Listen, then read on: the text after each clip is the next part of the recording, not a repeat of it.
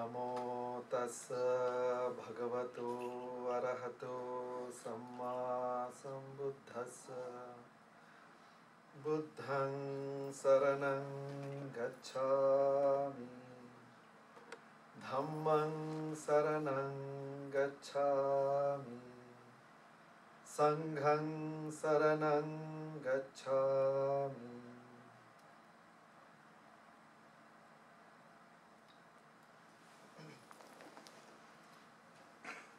Dear friends, very good evening to all of you. We will start with meditation and then we'll have some discussion. Sit comfortably.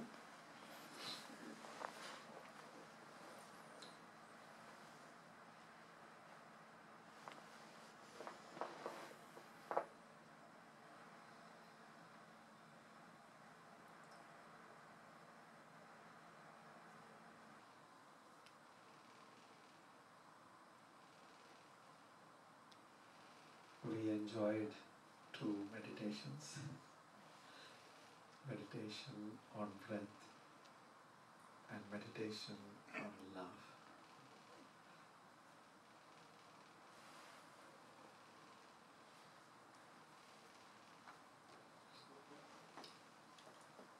I think quite some of you, or most of you, or all of you are doing meditations. It's a meditation group, I heard. And I can feel the atmosphere and the energy of this group here. It is very touching. Thank you very much.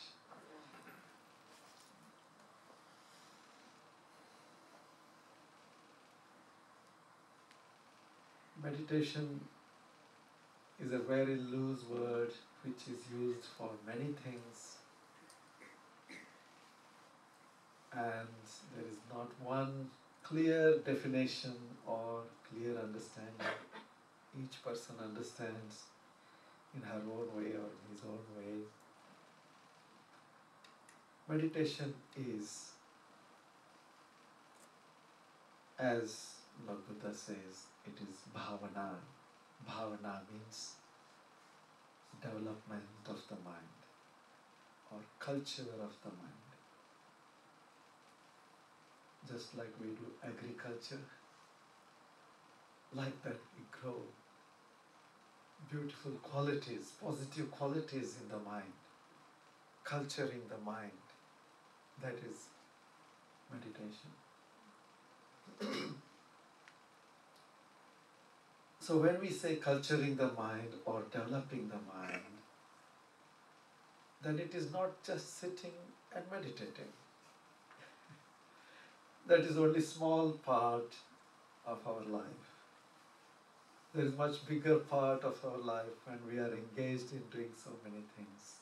We are doing some work, looking after our homes and responsibilities and relationships and all these things. So the mind is quite engaged throughout the day. Except in your deep sleep, the rest of the time it is quite busy. So the process of culturing the mind or developing the mind, shaping the mind, that should go on in all these times of the day. Then you are effectively developing the mind. All that comes under bhavana, which we can say meditation. But this word meditation is now normally used to sit and meditate. But bhavana is to meditate throughout the day. Make your life and meditate your life. That means all actions. That may be difficult, but as many as actions as possible, you become aware, you become mindful, and then you know if it is a wholesome action or unwholesome action. Unwholesome action is a negative action based on unwholesome mental components like greed or hatred or ignorance, jealousy, or sometimes irritation, sometimes arrogance, sometimes too much of ego. So many negative components of the mind are there.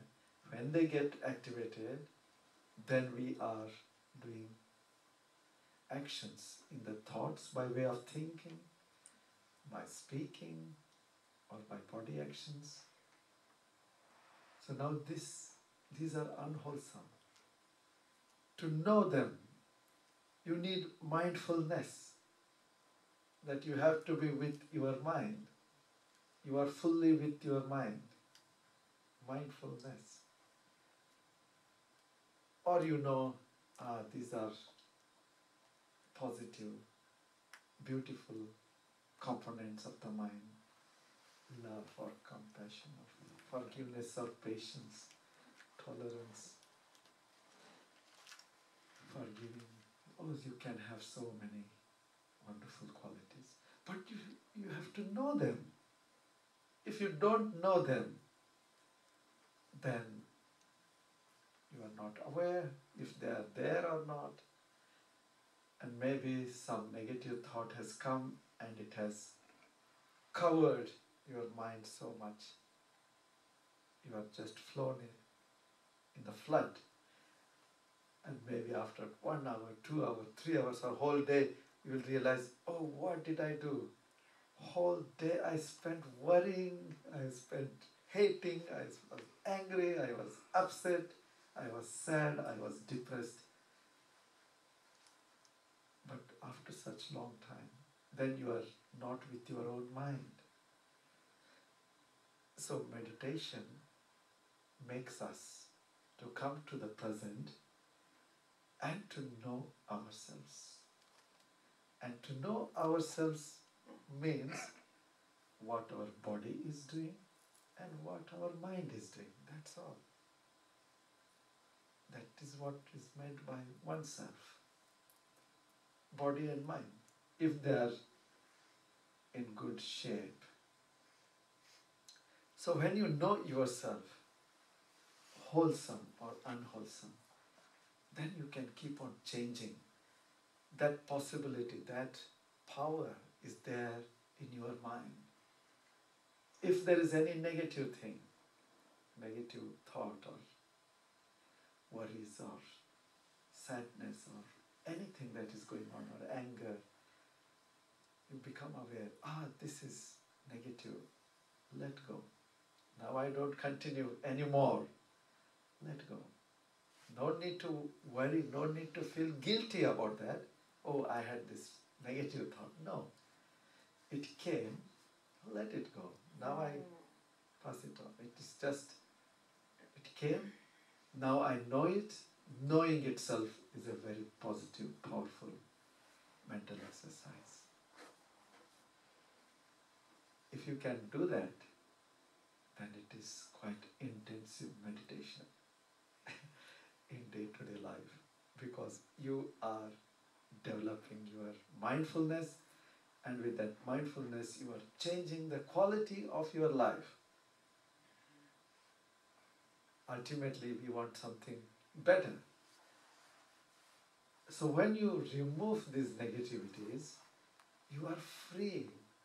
At least in those moments you are free. You enjoy great freedom.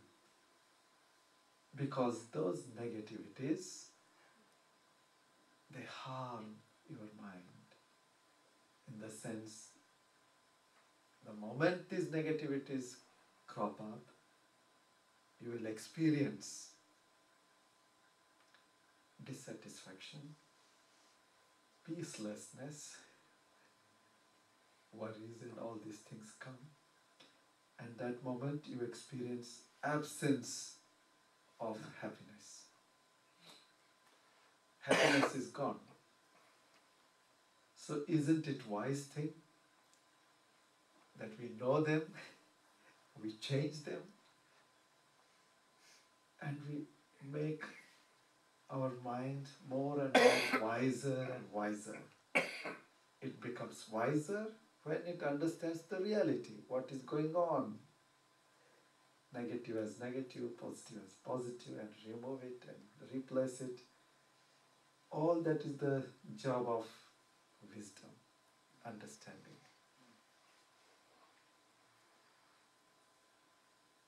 So when we do like that, then our problems becomes less and less naturally. The problems are here in our hearts. What we call that the problems coming from outside. No, the problems are not outside, they are inside here.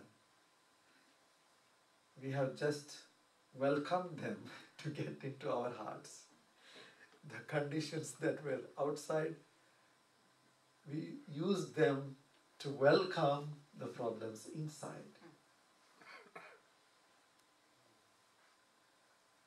It is your choice whether you want to welcome problems or not. Even those things which are happening within us, even those things, like for example, sickness comes. That's a very normal, natural experience. But how many times or how many parents teach their children and tell, look dear, sickness is part of life. Be strong to accept it. Be strong to face it. Observe it. Okay, I take you to the doctor, I get you good medicine, I am here to care you. But you also understand how many parents teach their children, bring them up in this way to look at the reality. Or how many adults they teach their friends or relatives. But looking at reality as it is a mental power which empowers our mind to let go. So when we are sick, which is from within our own body, still we can let go. The pain is there, but mental worry is not there. The pain is there, you are not afraid of it. You are not getting depressed about it. That needs observation and accepting, this is the reality of life, I accept it. Sickness come, I accept it. What is the problem? When I was born with this body, and this body came with a package. Package of both pleasant experiences and unpleasant experiences. Sometimes more unpleasant things. Very few pleasant things. Sometimes lot of pleasant things. Very few unpleasant. But it has come with this package. We just can't choose, oh, I want just healthy body for 100 years. That we can't choose. Because we have no control on our body. At the most, we control what food we can give, what drinks we can drink. That's all. Nothing more. The rest, what happens, is dependent on so many factors from the past, karmic factors, or our mind, how it is affecting the body. So many things affect our health. So, even though there is sickness, if we are mindful And when we accept and just observe and let go, then mind is not suffering. Body may be suffering, but mind is not suffering. Isn't it? It is possible. And many of you have done that. Maybe you had headache or stomach pain or this or that. You have observed it. Okay, let go. And when you met your friend, how are you? Then you say, oh, I am fine. I have a little bit problem, but I am fine. So at least you have been dealing with mild pains, or some people maybe severe pains. That shows that whatever happens at the body level, mind we can keep out of it, unaffected by it. But that needs this mindfulness, the power of understanding, the power of letting go. That helps. So now this is meditation. So this helps us to overcome the problems. Like that old age or death. Death is something so close to us, so certain, so definite in our lives. And that is the one thing which we want to hide. We don't want to look at it. We don't want to even think about it. But Buddha says, every day, as many times as possible, remember, recollect that I am becoming old, that I accept. I may fall sick, that I accept. And surely one day I will die, today, tomorrow, or any day. This is the very nature of my life, and I accept it. And when that situation comes, I remain calm, aware, awake, accepting and letting go. If you can do that daily, then your fears of life itself, not just about death, not just about sickness, but many things that happen around, and we are afraid of them, those fears will drop off. It's a wonderful exercise.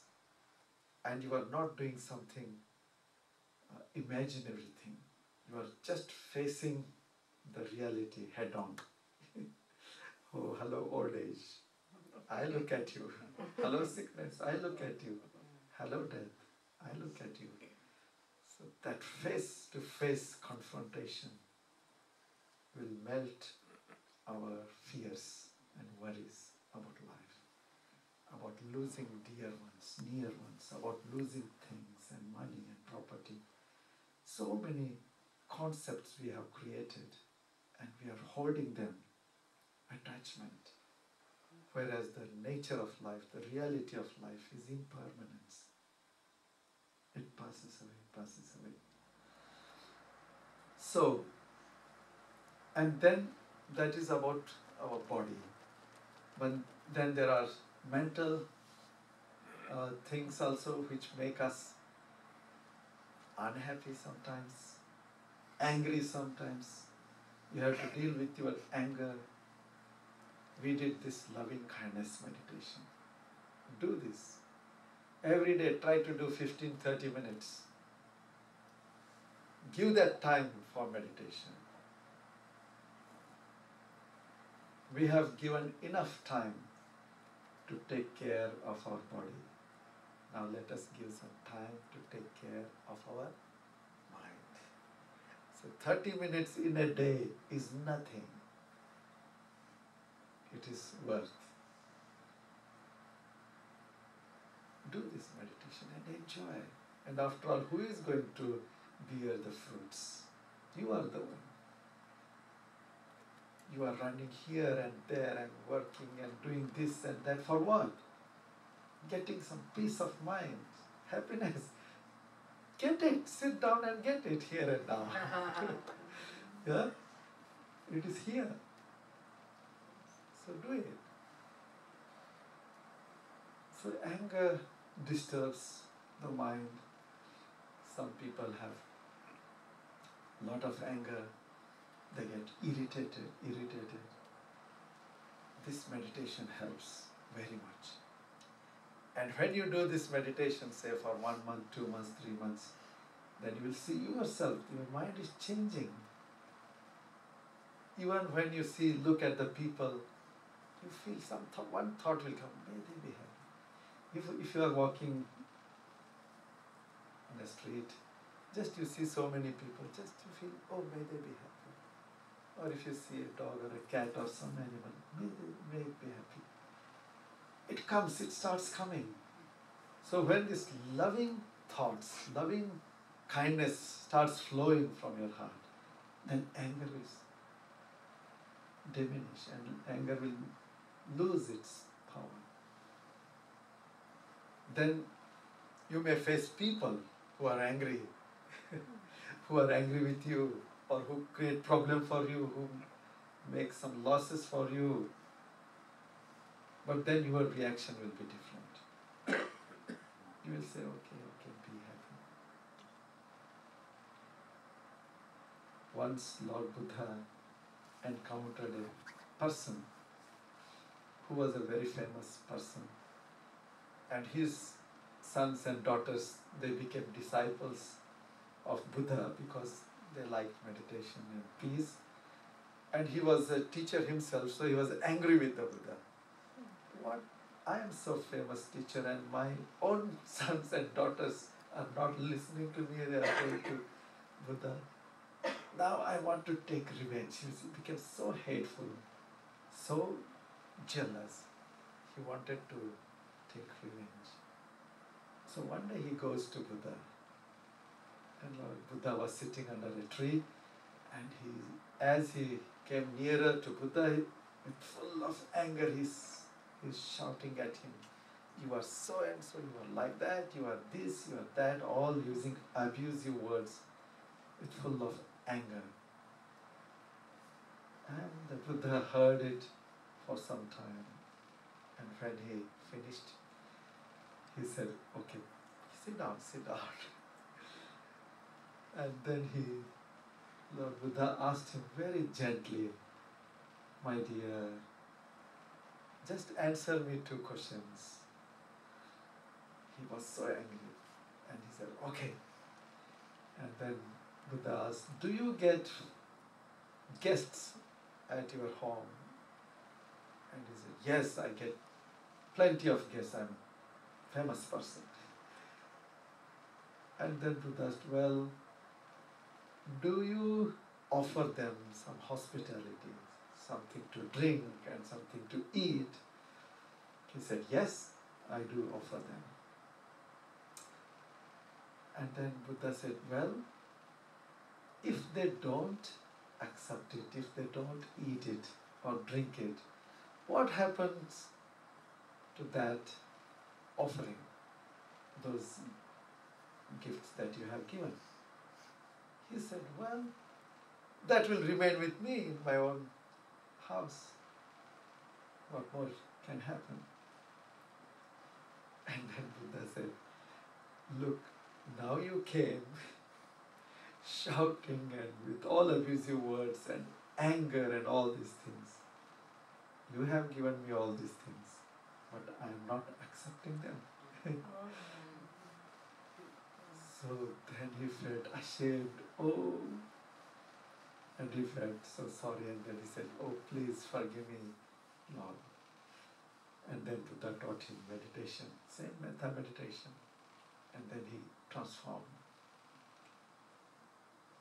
So in our lives, we get such people. Many people will come with different kinds of negativities throwing on us. It is up to us if we want to accept it or reject it. Don't accept it, that's all. So then you have no complaints about that person. Have compassion for that person. And out of compassion, then you do something. Oh, how can I help that person? Tell that person, speak to that person. Tell that person, look, you have anger or jealousy. Just give up. We are friends. Come on. Openly tell it, share it again and again. Maybe that person will take time to understand, but okay, tell again and again. Or if that person is not corrigible, then leave it. Mentally have compassion. Keep far. Like that, we can deal with the people in this world. Then nobody is a problematic person for us. They bring problems, but then we don't accept. We do our job. And that will only strengthen our mind, our love, our forgiveness, our forbearance. So we become stronger and stronger, which will help ourselves and the others. Similarly with relationships. People have problems with relationships. Sometimes they complain, oh, my husband is like this, my wife is like this, my son or daughter or mother or father, or so many complaints. Oh, basically understand that it is all mental. It is all the mind that is behind their actions. So they need your love, your compassion, your help. Don't hate them. If they hate you, you don't hate them. That is their problem, it is not your problem. And try to help them to come out of their problem also, by explaining and talking. So that is possible. If it is not possible, just keep them away, that is fine. Like this, the life experiences are there coming all the time, pleasant and unpleasant. If we fall into the trap of greed for the pleasant experiences, pleasant people, pleasant things around, only we want appreciation, we are having greed,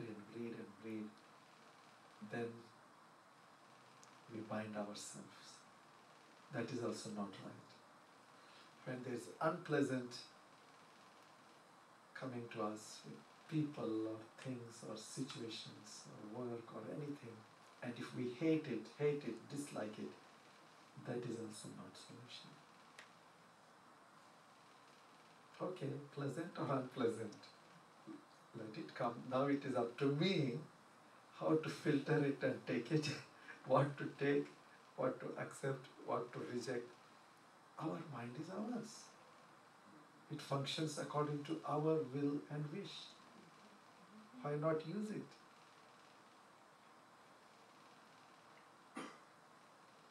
So, like that, we have to develop the mind. And this process of development is meditation in daily life. And we need to sit and meditate. This is necessary because then you are doing more intensively and more focused. It is like you are charging the battery which can be used throughout the day. So we need this charging, a very intensive charging. So you every day 30 minutes, 60 minutes, fine. The more you meditate, the more benefits, the more freedom, the more clarity you will get. This clarity is so important. Clarity of the mind brings solutions. When there is no clarity, then there are problems. If there is clarity, then there are only solutions.